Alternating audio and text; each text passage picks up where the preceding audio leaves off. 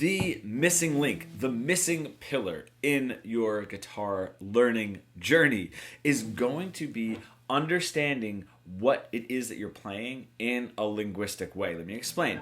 Usually we get that scale, whatever it is, and we think we're done, right? And then we want to move on to some modes, right?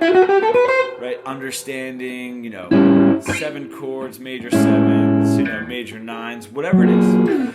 The problem is, if we're not making a linguistic connection and being able to say something with that information, or understand what it is that our favorite guitar players are saying, right? Because music is a language, the guitar is just the voice that we're singing or speaking that language through.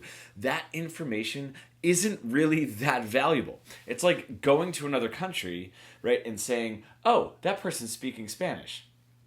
It doesn't help if you don't know what they're saying and you can't speak back to them. So early on, when we have our scales, right, if we can make a connection by tension, resolution, understanding that root note is going to sound different over the 1 chord than it will over the 4 chord, how it emotionally feels when you're playing those notes. Now we're making actual progress instead of just learning a bunch of words and then when we get into modes and what have you, learning bigger words but not understanding what they mean or how to use them. People that come to work with us, it's like they know the pentatonic scale, they know the modes, they don't know the why and the language behind them, but now we have to go back and connect all of the sort of linguistic dots through them and understand how to communicate using the art form.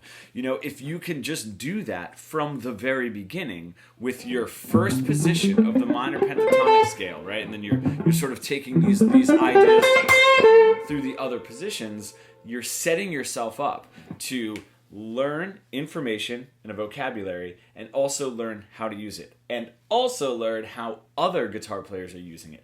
Now you move to the next batch of information, the next batch of information, and then you're off into jazz enclosures and half diminished scales and diminished runs and what have you. That sort of 3-pillar system is what we do at Fretboard Fluency. If you want to bridge the gap between your creative ideas and what you're able to play and really become fully fretboard fluent, comment pro below and we can get started.